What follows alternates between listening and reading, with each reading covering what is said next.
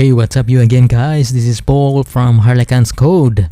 I'm a web developer, programmer by profession. I'm from the Philippines but working here in Singapore as a software engineer. And today I will walk through with you guys on how to use Golang Structs. This is very important because these Golang Structs we can hold a collection of fields that we can serves as our data structure. So we can hold as many data types as we want. It's just like it's like, you know, for example, the first name, last name, all these.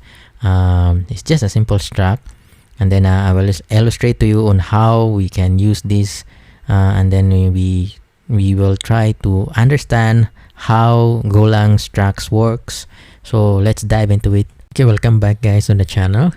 As you can see, I prepared already the folder called Go Structs with the main.go as usual from the root directory of our localized project. At this time we about to learn how to use the Golang Structs in our simplest way that I can explain to you guys. Okay, so as we informed that this Golang Struct is a collection of fields. So any types of fields like a string, integer, that we can hold some information like a personal information or whatever data types that we want to store. It's like a database similar structure guys, that you have the field name and then the field type. So this Golang Structs can hold one data at a time, then it will be replaced over again. This one, it can if you have the struct like a person name or whatever, like first name, last name, age, or email. These are all the things that we want to create. We're about to create this type of data structures, or so that we can collect any information that our application really needs. So right now we want to declare a Golang Struct. We need to declare as a type first. This is the syntax guys, and then your struct name. It's either again if it's for example it's a persons, for example persons or person, then struct, and then you need to get all these things. Then below again guys, this is an exportable struct. As I've told you earlier that we had this any variable, functions, or structs, types, anything that you want to the first letter should be capitalized. That is you need to that means this is the exportable methods or functions or struct or type. Exportable means we need this variable, for example in this case is a person struct. This person struct can call from the other package outside of the main, or for example if you want to publish also your certain package that you want to publish to GitHub, then most probably all your functions and structs or variable name is all exportable, all the types there, so that you can reuse all these things. Like this person, no need for you to redeclare another type of same structure, same struct name, all these things to use to another package. That one is not ideal, and it's not good for in terms of Golang's programming language here.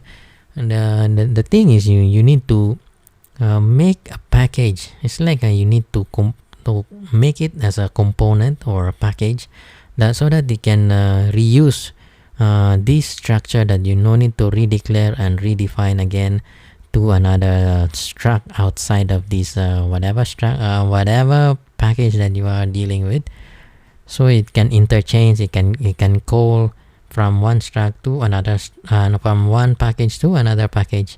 So this is the style guys. So, but mostly we use this exportable struct, but not all the times, because some internal process we need to do it internally in this package alone, or even the exportable function, we can use it there also to define some internal fields. In this case, the person struct. Like later I will illustrate to you. Okay, so we continue. This is again, you need to put some good information there, because this one is an exportable struct. This hint is very helpful when you try to use and call this person struct, since this is the exportable functions. As you can see early on, I in my previous videos, that it will auto detect, or some IntelliSense information will display when this person or any exportable function or fields or variables will be very useful if you have this information for this. Normally you put it on top with the slash there. And then we need to put some descriptions. The person is it's up to you guys, but we should be a very specific information, like what is this person struct is for, and what is the usage or something. You can put all the information there, so that we can we will know, or any users that will try to use this struct, then or any of your colleagues or developer, then they will know. Okay, the person is the collection. It's a collections of personal information, for example, guys. Okay, and then here again, I need to put the fields. Like for example, the first letter, as you notice, first name is a string, or last name is also a string. You can, as you notice, that the F and the L is all exportable, guys.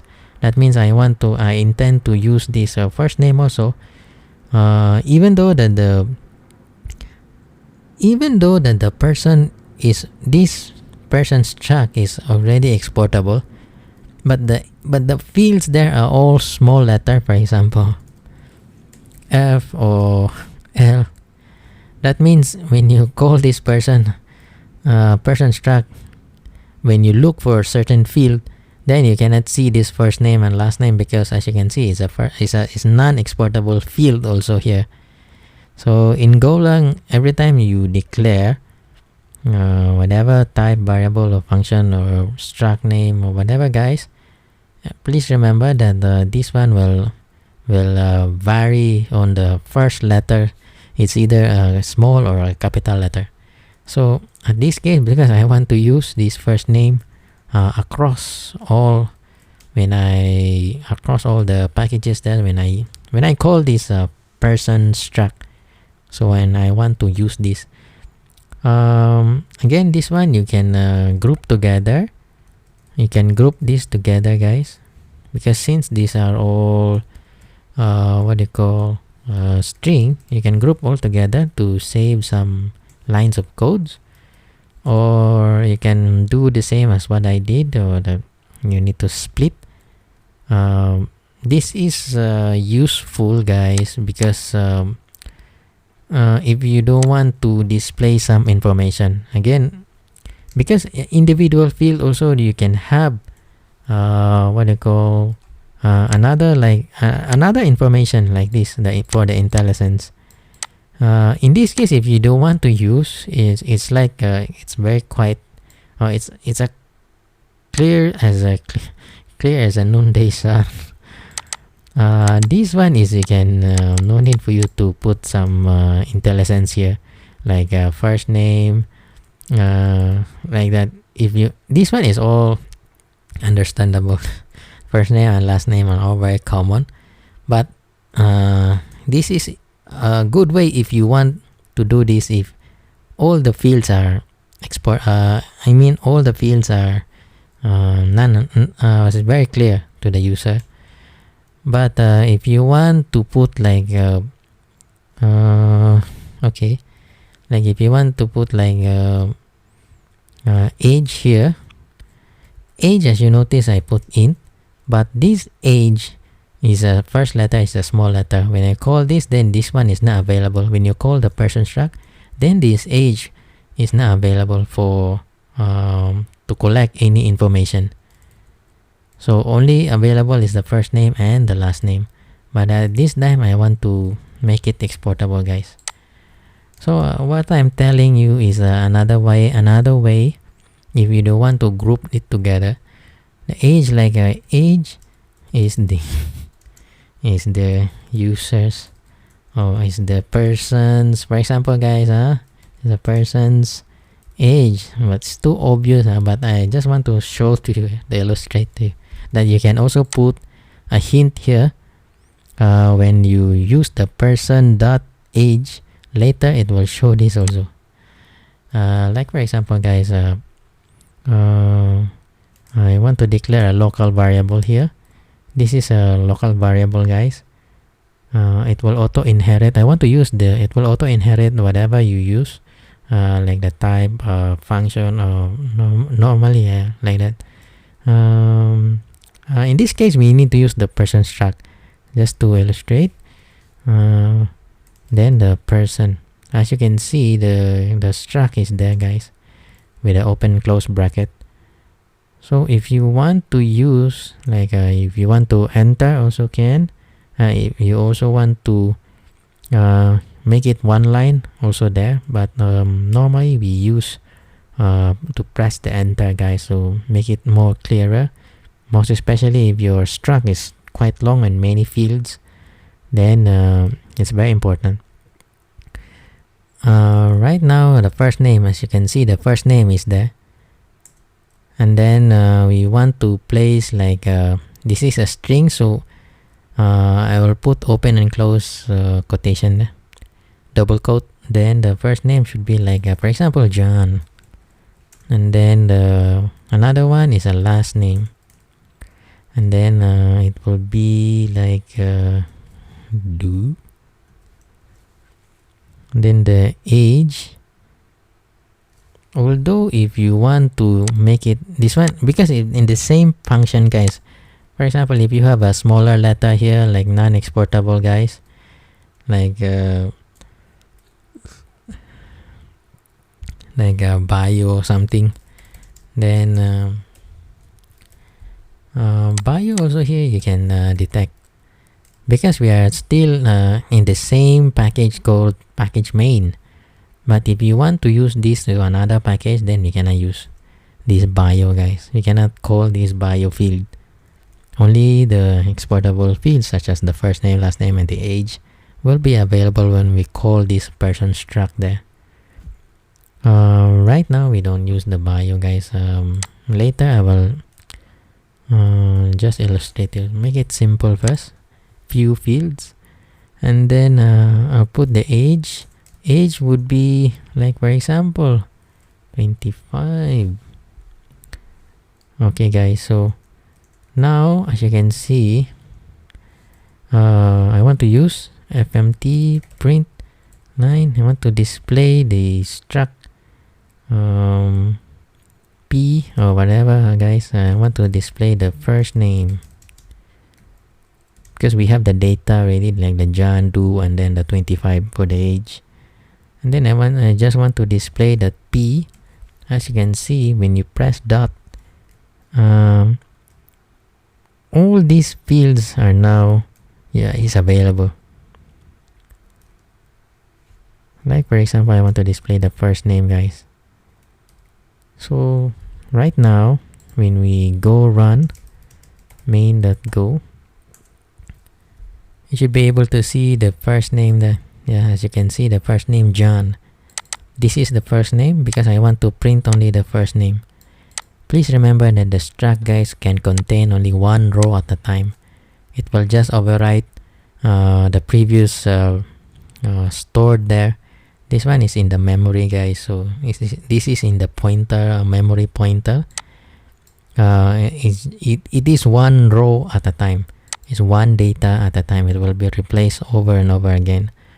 In our next video, we will use to store many information into a memory pointer called the Golang map. So we will use the Golang map in our next video.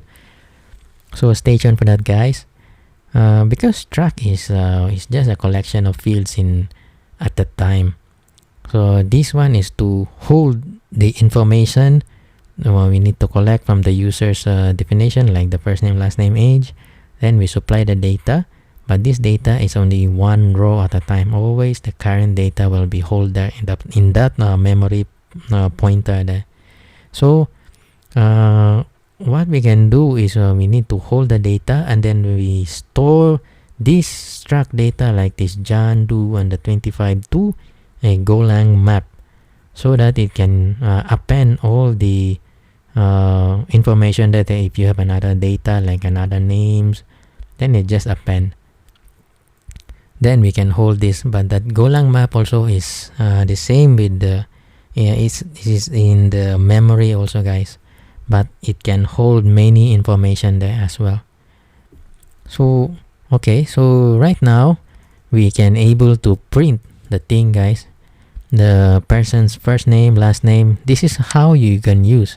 As you can see that this one is a pointer. This variable will inherit. As you can see, I just put a simple p letter there as our variable to hold this collection of data. So and then you use the ampersand, and then as you can see, there is a asterisk there in front of the person there when you IntelliSense this variable. Asterisk, then the person, then it will hold the current data there in the memory footprint. That's why Go is very good in memory, guys. So it's very efficient. Right now we can be able to see the information and display it. As you can see, guys, this one also we can use like another struct here. Any types here, guys. You can store a map, you can store a function as a data type, you can store another struct within the parent struct. Then you can hold most of the items there. These are all the commons, guys. Maps, interface, these are all we can have a separate discussions when we reach to the more advanced topic, how we can use or how we can in our advanced topic, guys. So right now we are just in the basic things. Okay, so right now I just want to illustrate to you another type of I want to use another struct to include in our person, which is called the email. Right now I want to export this because this one is very common structure for email, guys. So if you want like this, and then like a name, and then the address, all exportable, guys. And then as you can see, there is a warning there. Email is the collection of users email information, for example, guys. Then what I'm going to do is user email, but I need to use this email struct, guys. So this is the thing, guys. This is what I'm talking about, that you can actually you can use another type of struct. You can do anything, most of the thing inside a struct there, not just a string, integer, or float 64, float 32, all these types, guys, in Golang or any other major programming languages there. Right now we can use this user email to use the standard format for our email struct, so that our user or even ourselves is guided on what is the format for this. This is our type, guys, so that means this will be inherited. These are all strings here. This one is as you can see, is an email type. That means we can use this our own type as the type of this field in the person struct. So right now, how we can add on here is we can actually enter user email. Now the user email is there, but the format is different, guys. As you can see, when you press Control Shift, the IntelliSense will suggest to you that this actually is an email struct there. As you can see, it will call the exact email here, guys. This is the format. Then it requires two fields. You need to key in all this. Like for example, you need to combine the John Doe. It's up to you guys. Right now I just key in directly, but in our program we can do all this. You need to concatenate the first name, last name. It's up to you. Then John Doe. And then another one is like John.Doe. For example, guys, gmail.com. Now as you can see, there is a struct within the struct. There is a substruct here called the user email. Now how we can print this is need to print line. I want to see the user email, and then p dot. As you can see, guys, there is another one there which is called the user email. Right now we can address to the specific one because I want to see the email only, guys, the email address. So this is the thing, guys. When I run this again, I clear CLS, go run, I should be able to see the John Doe the Gmail. As you can see, we can now print the specific email there. But you need to press dot again, like there is a inheritance, guys. You need to cross to this you need to under this user email, and then you press the specific field there to reach whatever the specific email, specific data type or a specific field like this. In this case is the address, and then the name. It's up to you, guys. So you cannot just straight away p.FirstName because this is the first layer there. But this one is another substruct which is called the email. Then we cannot add straight away. But the IntelliSense is good enough, guys, for Go using this Visual Studio Code. As you can see, I illustrate to you guys how straight away we can use the struct there. So we have a guidance, all these things. Okay, but the required, like if you want to require this first name, last name, guys, during the input programmatically, you can do that, guys. Here is we key in directly the user's input. Right now, I plan to create another function. There's another way we can use dynamically also our existing struct, which is the person struct here. So I plan to write a new function. Use, for example, guys, use person struct. For example, guys, or you want to store this one. I don't want to export this, guys. Just locally this function for illustration. Or for example, a new person, for example, guys. And then I want to use that struct there, but I want to key in for example, this is your new person. You want to keep new data there using the function. For example, I require the first name, the last name, these are all the string, the age is integer, and then the for example the em, for example, guys, then you use the email struct there. And then we can pass on our struct also, the pointer there. We can use this, guys. And then we can just simply return If you want validation later, guys, and then person, again I use the struct.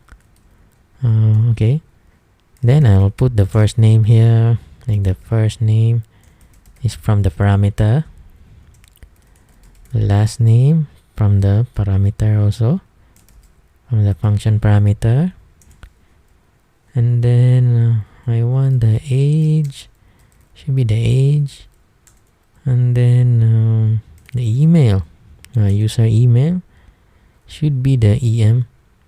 So these are all the thing, guys. Em is this one, guys, but the structure is there. Now I want to insert this new person.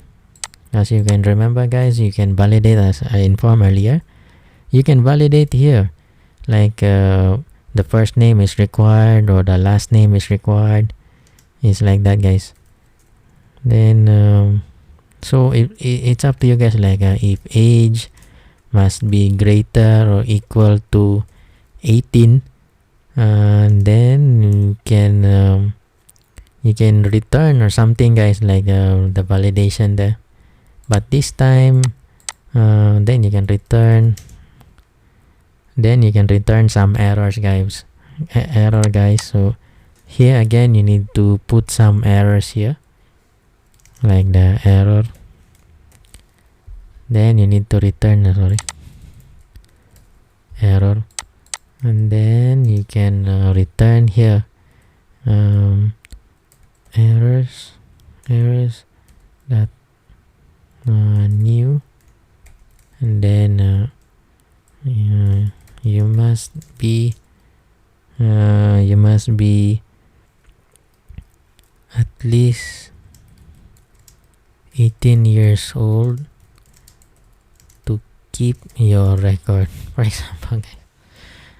Okay, guys, so but again you need to give the what they call another one, because we have the struct in our previous discussion, like the Golang functions. Whatever you have the returns here, you need to have at least you need to follow the format there, and the error is always at the end, and then the person, whatever variable or string or types here, guys, right now is a struct. So early on we have the string here, integer there, whatsoever. You need to follow, you need to give the return here also must be 2, guys. And then I will put like person here, but with empty, so I don't want to call. And then here I need to put the nil. That's all, guys. Nil is null, that means we don't have error, guys. So as you can see, we have some simple validation here. It will throw this error, guys, as I mentioned that if this is your new record, new function record, new record to insert the something from your table, then you can create that, guys. You need to validate all the fields, whatever you want to require or something, because in the struct you cannot validate there that it is required or not. It's not mandatory, it's not required. That's why you need to create a new function, and then you validate whatever you want there. And then right now I need to use this new person, like for example new p, guys, np, for example, guys. I need to store from one variable. I want to use the new person there, new person, and then this person requires arguments, or the parameter is the first name. I illustrate, I direct key in the information, guys, but it's up to you. If you have a text box later on in our web development process in Golang, then we can use later on, guys. No worries, we will be reached there. Right now I just want to illustrate another one. Jose, and then the last name is for example, guys, Ram. Okay, the age is this one is integer. As you can see, you cannot type just a simplest string, guys, because it will detect that Go is a strongly statically compiled programming language, so you cannot just, for example, guys, and then shall I say I want to put 17. Oh no, my logic is there wrong. Should be less than or equal to, or less than 18, guys. It should be 17 below. So if I put the 17, then it will throw an error, guys. And then whatever, what else, the email. Then the email, you can just straight away use the email there. Email struct, and then we can just pass on the jose.rambo@gmail.com, for example. Okay, and then we want to, right now this one is we returned an error, guys, so if any errors throwing there, then we will know. If error, you always check like this, guys, not equal to nil, then that means the errors there is, it bears an error, guys. So we will just fmt the error, fmt.Println. Oops, got some error. Then we will throw the exact error there. Then we press the return also, guys, so that it will not continue. Otherwise it will just print.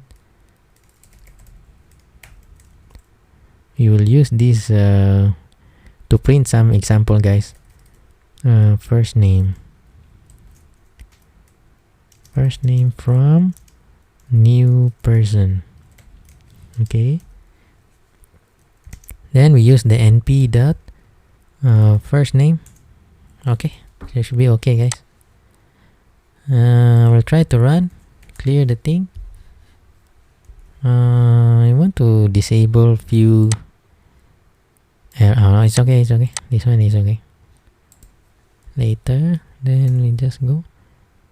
Too few arguments. Hold on, guys. And sorry, another one. This one we need to put the name. That's why. Jose Rambo. I miss out the another parameter. Now it should be okay, guys. Now as you can see, the errors there coming out. This is our first FMT, guys, this part. Okay, but when it reaches to this code, to use this function is another way to organize your code, not like this, guys.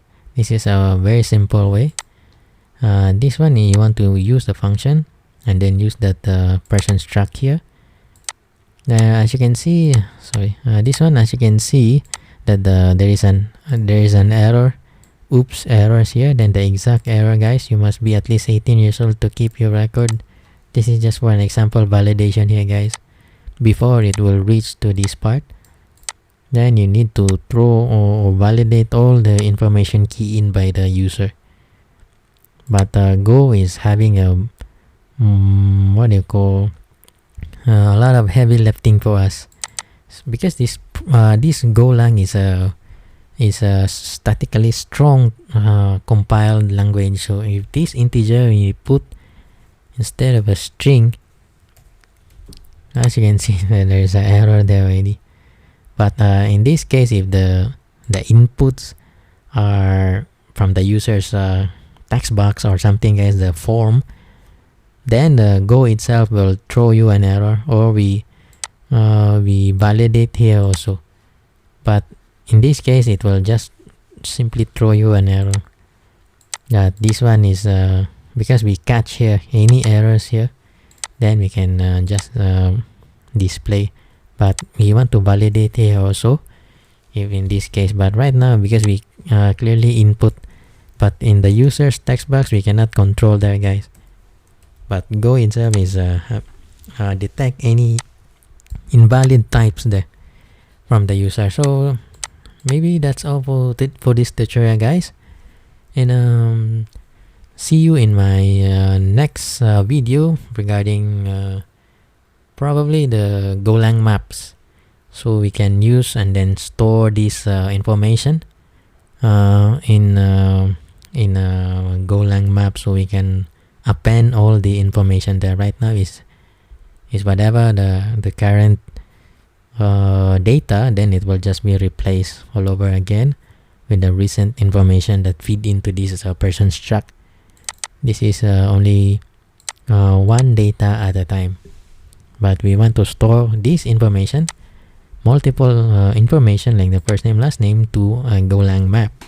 Then we can use that. That one also is a memory, guys. That one is very fast because we stored it in a memory, most especially when we have some simple information there, like your username, first name, or the user sessions or whatsoever. So I hope you enjoy, guys, and that's all for today. Okay, guys, that's all for today, and I hope you learn here in Maharlikans code regarding this topic, which is the Golang Structs. Now we know how to use the Golang Structs, and this one is one of the first-class citizens, the first-class citizens of what do you call for Golang programming language. This is very useful because it's like we need to define and structure our data collections. So if you're new to my channel, please kindly subscribe to my channel so that you will be notified whenever I have a new tutorial videos like this here in Maharlikans code. Thank you so much for watching. May God bless us all. Thank you, and bye bye.